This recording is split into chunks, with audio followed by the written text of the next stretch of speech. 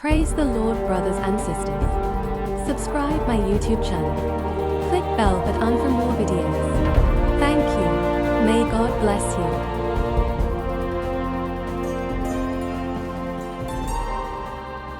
வாசிங்க 14வது வசனத்துல மத்தேயு 23:14 என்ன எழுதுறார்? நான் பேசலங்க, அவர் தான் பேசுறாரு. அது கடினமா பேசுறார். என்ன பேசுறார்? என்னங்க சொல்லுங்க. மாயக்காரராகிய வேத பாரகரே, பரிசேயரே, உங்களுக்கு ஐயோ. என்ன சொல்றாருங்க? எதற்காக? நம்ம ஊழியெல்லாம் யாருக்காக தான்? நம்ம ஊழியெல்லாம் எது? சீக்கிரத்தில் இந்த நடிகர்கள் எல்லாம் பப்ளிசிட்டி ஆயிடுவாங்க. துணியை குறைக்க குறைக்க பப்ளிசிட்டி எப்படி ஆகும்? ஏன்னா எல்லாருடைய பார்வைக்காகவே அவங்க அதை மேக்கப் போடுறாங்க. அது மாதிரி நம்ம ஆட்கள் எல்லாம் மேக்கப் மேன். எதுக்காக? இந்த வார்த்தையெல்லாம் தியானிச்சா ரொம்ப கொடூரங்க. ஆமே. நீங்க குளத்து பக்கமா அப்படியே ஒரு நாள் கார்ல போங்களேன். ஒரு ஏரி பக்கமா நீங்க மெட்ராஸ்ல இருந்து ஒரு கிராமத்துக்கு வந்து கிராமத்து பக்கமா இருக்கிற குளத்து பக்கமா இருங்க. அங்க 4 பசங்க சட்டி போட்டிருப்பான், கால் சட்டை போட்டிருப்பான், சில குழந்தை போடாம இருக்கும், நின்றுகிட்டே இருப்பான். உங்களை போல புது ஆட்களை வெளியில இருந்து வந்திருக்கீங்கன்னு தெரிஞ்சீங்கன்னு வச்சுங்களேன், குளத்துல டைவ் அடிச்சு காமிப்பான். எதுக்கு? இவங்க எங்க வீட்டுக்கு பின்னாடி தெருவில் மெட்ராஸ்ல இருக்கிறாங்க, இப்ப வந்திருக்கிறாங்க, அவங்களுக்கு நான் டைவ் அடிக்கிறது தெரியணும். அப்படி அடிப்பான், இப்படி அடிப்பான். இந்த வேலை யார் பண்றா? வேதத்தை போதிக்கிறவங்க பார்வைக்காக நீண்ட ஜெபம் பண்ணி, அப்பா நான் சொன்னேன், ஏன்பா இவ்வளவு கொடூரமா பேசுறீங்க? எப்படி பேசுறாரு? யார பட்சிக்கிறாரா? விதவைகளின் கூடாரத்தை பட்சித்து போடுகிறார்கள். ஊழியக்காரங்க ஜனங்களை பட்சித்து போடுகிற வேலை செய்யாதீங்க. அதான் 2வது தவறு. முதல் தவறு பரலோகத்தை பூட்டுறாங்க. 2வது தவறு எது? விசுவாசிகளின் வீடுகளா பட்சிக்கிற வேலை யாருடைய வேலை? அது மனுஷ வேலையே கிடையாதுங்க. மனுஷனே பட்சித்து போடக்கூடாதுன்னு ஊழியக்காரன் பட்சித்து போடுறான்னா அது எவ்வளவு கேவலம். பட்சிக்கிற வேலை ஓனாய் தான் பட்சிக்கும். மிருகம் தான் என்ன செய்யும்? பட்சிக்கிற வேலையை செய்யும். இன்னைக்கு ஊழியக்காரங்க தான் பட்சிக்கிறாங்கன்னா அவன் மிருகம் தான். ஒருத்த சிறுத்தையா இருக்கலாம், ஒருத்த புளியா சிப்பா போட்ட சிறுத்தை, சிப்பா போட்ட சிங்கம், சிப்பா போட்ட ஓனாய், கோட்டு சூட்டு போட்ட ஓனாய், கோட்டு சூட்டு போட்ட சிறுத்தை, எல்லாம் பார்வைக்காக விதவிதமா ட்ரெஸ் பண்ணிக்கிறான். ஐயோ, ஒரு சர்ச்சில் நல்ல பிரசங்கம் பண்றார், எனக்கு ஒன்றும் புரியலைங்க, நல்ல சத்தியம் பேசுறார். இப்ப எங்க பார்த்தாலும் அவர் தான் பேசுறார்.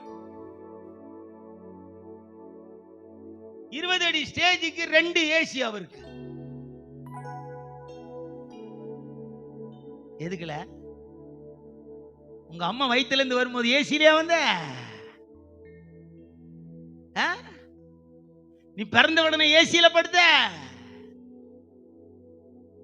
நான் இந்த வீடியோ பாக்குறேன். 20 அடி ஸ்டேஜ், அதுல 6 அடி ஏசி, இந்த பக்கம் 6 அடி ஏசி.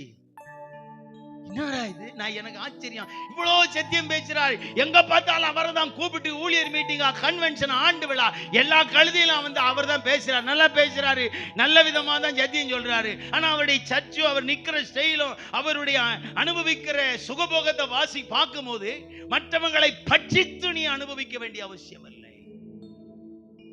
தந்த அனுபவி வேண்டாம் சொல்லல. 2 நேரம் அப்பமும் இறைச்சியும் கிடைக்குது, அனுபவி. சில நேரத்தில் அப்படிதான், அப்பமும் கொடுப்பார், இறைச்சும் கொடுப்பார். கொண்டு வந்து கொடுத்தது யாரு? காகம். நல்ல எலியா சாப்பிடுறான். இப்ப கடுமையான ஸ்ட்ரிக்டான ஆகாரம் எங்க? விதவை வீட்டுல தெனா ரொட்டி, சைடு இஸ் நாட் அலவுட். எலியாவுக்கு இப்ப சைடுல எதுவுமே கிடைக்காது. வெறும் ரொட்டிய அந்த அம்மா சுட்டு போடுறது, இவர் தின்னுட்டு கை கழுவிட்டு இருக்கிறார். ஆனா அங்கே கேரி தாட்டங்கரையில் இருக்கும்போது 2 நேரத்துக்கு என்னது? இறைச்சியும். சில நேரத்தில் இறைச்சியும் அப்பமும் தருவார், காக்கா கொண்டு கொடுக்கும். சில நேரத்தில் ஊழியக்காரனை கொண்டு போய் விதவை வீட்டுல போட்டு, மவனை வெறும் ரொட்டி தின்னல, தண்ணியில முக்கி ரொட்டி தின்னு. ரொட்டி திங்கும் போது ரொட்டியை தின்னு, பட்சித்து தின்னாதே. ஊழியக்காரன் அவர் சொல்ற, வேதத்தை போதிக்கிறவர்களே, நீங்கள் விதவையினுடைய வீடுகளை என்ன செய்கிறீர்கள்? பட்சித்து போடுகிறீர்கள். மிருகம் தாங்க பட்சித்து போடும். அக்கினி பட்சித்து போடுங்க. மலை, இடி, மின்னல் இதெல்லாம் பட்சித்து போடுறது. மனுஷன் பட்சிக்கிற அனுபவமே கிடையாது. மனுஷன் பிடுங்கி திம்பான், ஊழியக்காரன் பட்சித்து திங்கிறான். ஏன்? கொண்டா கொண்டா, அமெரிக்கால இருந்து கொண்டா, இங்கிலாந்துல இருந்து கொண்டா, தமிழ்நாட்டுல இருந்து கொண்டா. எவன் பைக்குள்ள இருக்கிறது இருக்குன்னு தெரிஞ்சிட்டா கழுதை இவனுக்கு தூக்கம் வராது. ஒரு விசுவாசி வீட்டுல 5 லட்சம் ரூபாய் பேங்க்ல இருக்குன்னா பாத்துங்களுக்கு தூக்கம் வருதா? வராது.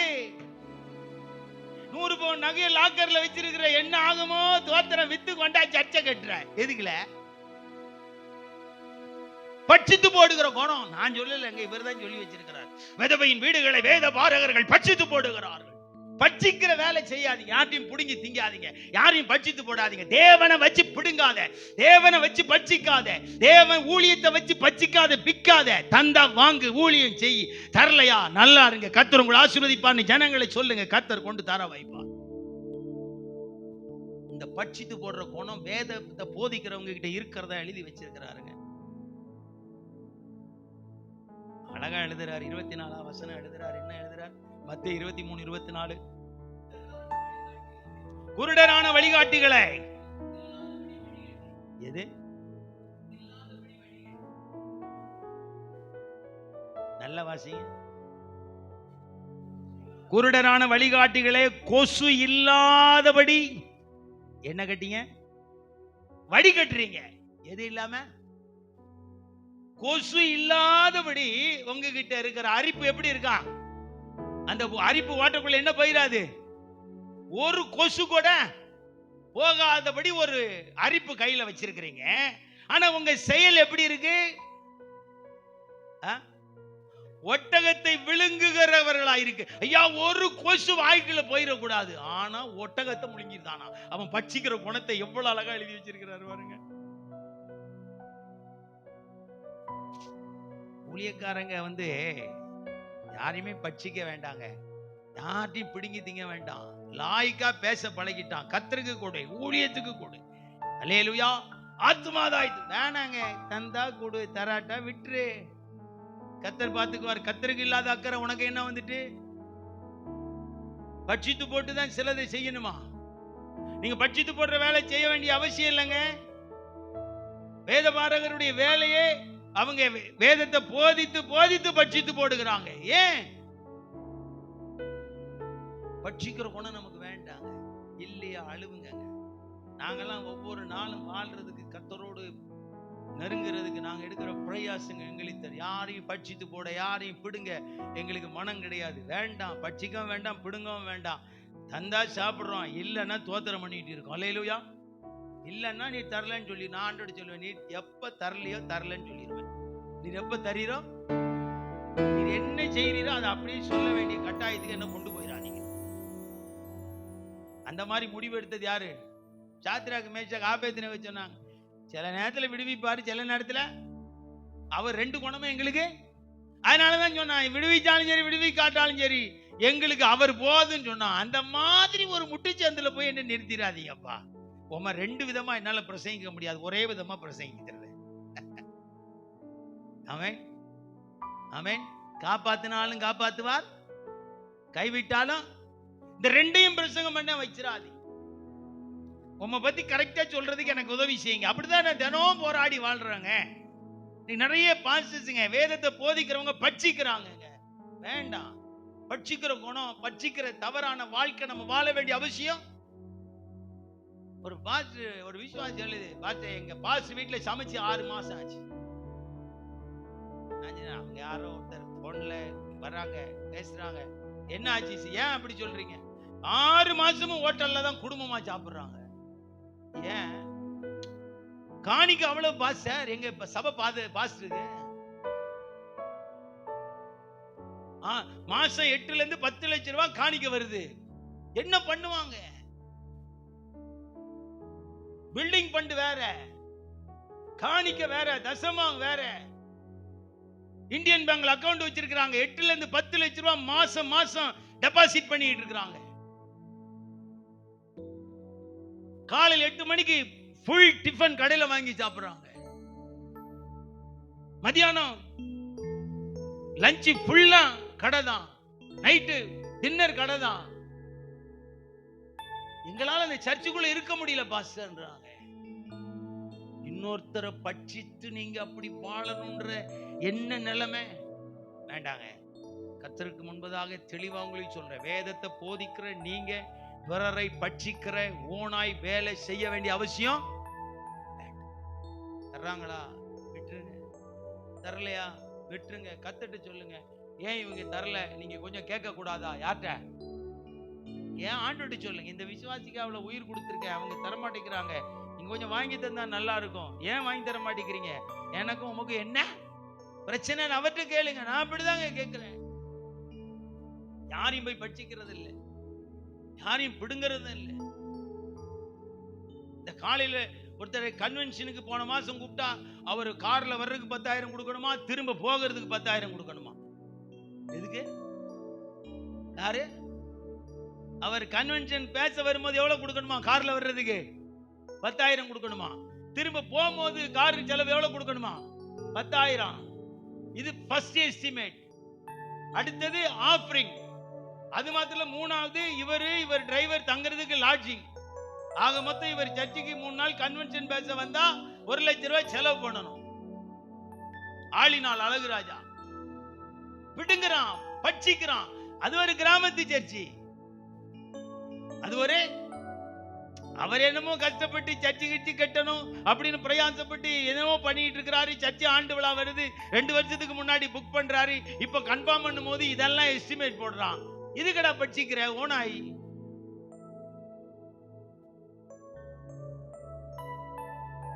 ஆமென். வேண்டாங்க. என்னுடைய அனுபவத்தில் சொல்றேங்க, எங்க போனாலும் பிரசங்கம் பண்றோம், தந்ததை வாங்குறோம். வாங்கும் போது மனசு கஷ்டமா இருக்கும், வேற ஒண்ணுமே பண்ண முடியாதுங்க. ஒரு சர்ச்சில் ஆண்டு விழாக்கு கூப்பிடுறாரு, 8வது ஆண்டு விழா கூப்பிட்டார். கூப்பிடும் போது அவர் என்கிட்ட சொல்றார், பாஸ்டர் எங்க சபை ரொம்ப சின்ன சபை பாஸ்டர். ரைட். இப்பதான் வளர்ற சபை. ரைட். 3வது சொல்றார், எங்க சபை பாஸ்டர் எல்லா பாவிங்க நிறைஞ்ச சபை பாஸ்டர். ஆமென். அதனால ரைட். இப்ப இவருக்கு என்ன கொடுக்க எனக்கு மனசு இல்ல, நான் இலவசமா பிரசங்கம் பண்ண போயிருவானான்றதுக்கு ஒரு கதை விட்டார். எனக்கு கோவம் வந்துட்டு, அது போன கீழே வச்சிடாதீங்க, அதான் அறிவு இருக்குதான்னு. உங்க சபையை பத்தி ஒரு நல்ல வார்த்தை நல்லா சொல்லல. எங்க சபை பாவி நிறைஞ்ச சபைன்றீங்க, எங்க சபை கஷ்டப்பட்ட சபைன்றீங்க, எங்க சபை வளராத சபை. நீ ஏன் உன் சபையை குறைச்சோன்னா உன் சர்ச்சில் எவ்வளவு பிரசங்கம் பண்ண வருவான்னு.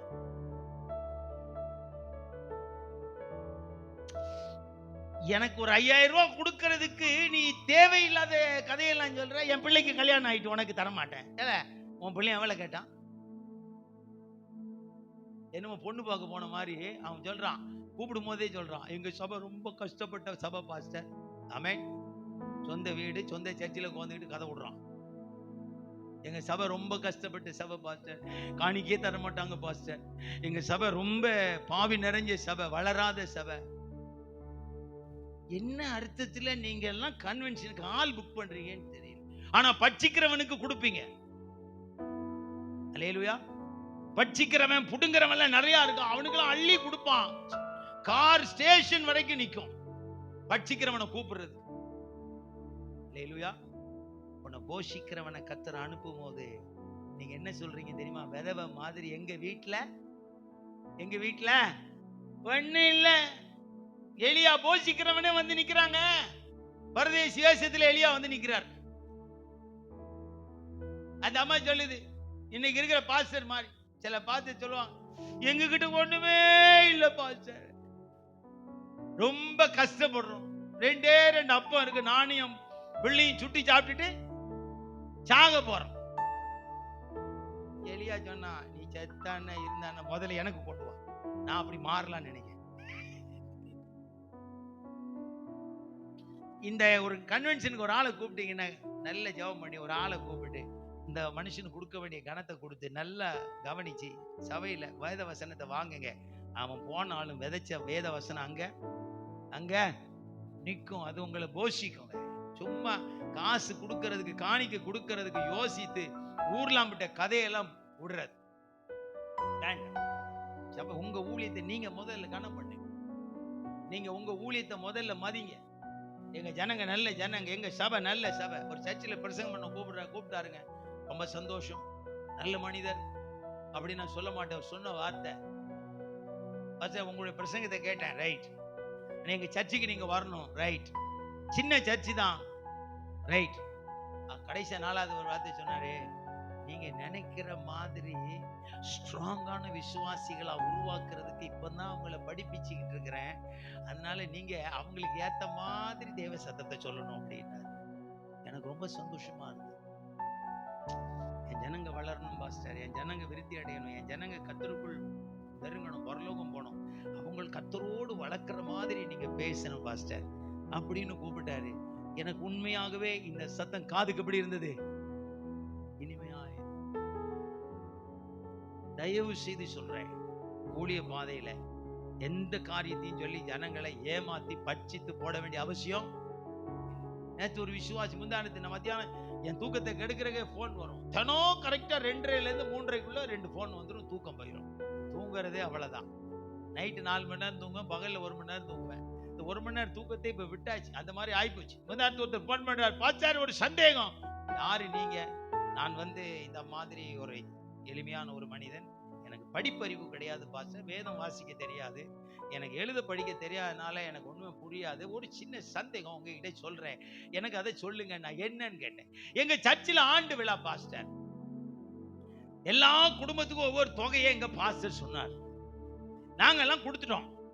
ஆனா அவர் ஆண்டு விழால ஒரு கதை ஒண்ணு சொன்னார், அது எனக்கு சந்தேகமா இருக்கு. என்ன கதை? 5 அப்பம் 2 மீன் கொடுத்த தம்பி 12 கூட மீதி எடுத்துட்டு போனான்னாரு. அதனால நீங்க ஆண்டு விழாக்கு எல்லாம் பணம் கொடுத்தவங்க எல்லாம் 12 கூட எடுத்துட்டு போறீங்க அப்படின்னு சொன்னாரு. அவர் கேட்டாரு, அந்த தம்பி எடுத்துட்டு போனானா, சீஷர் எடுத்துட்டு போனானா, பைபிள்ல என்ன எழுதி இருக்குன்னாரு. ஆமென். ஏன் அப்படி கேட்குறீங்கன்னா, இல்ல சில இடத்துல சீசர்கள் எடுத்துட்டு போனாங்கன்னா நான் கேட்டிருக்கேன். எங்க பாஸ்டர் காசு கொடுத்தவங்க எடுத்துட்டு போனாங்கன்னு சொல்றாரு, எங்களை இப்படி ஏமாத்துறாரு, கொஞ்சம் இது எப்படி கரெக்டா சொல்லுங்கன்னாரு. என்ன சொல்லுவீங்க?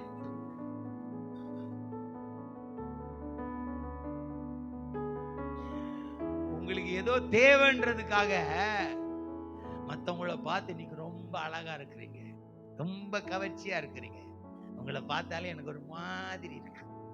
இவனுக்கும் என்ன வித்தியாசம்? பட்சித்து போடுற வேலையை வேண்டாங்க. ஏன்னா வேத பாரகர்கள் பட்சித்து போடுகிறார்கள். சில நேரத்தில் நான் தான் சொல்றேனே, இறைச்சியும் அப்பமும் தருவார். சில நேரத்தில் என்னதான் தருவாரு?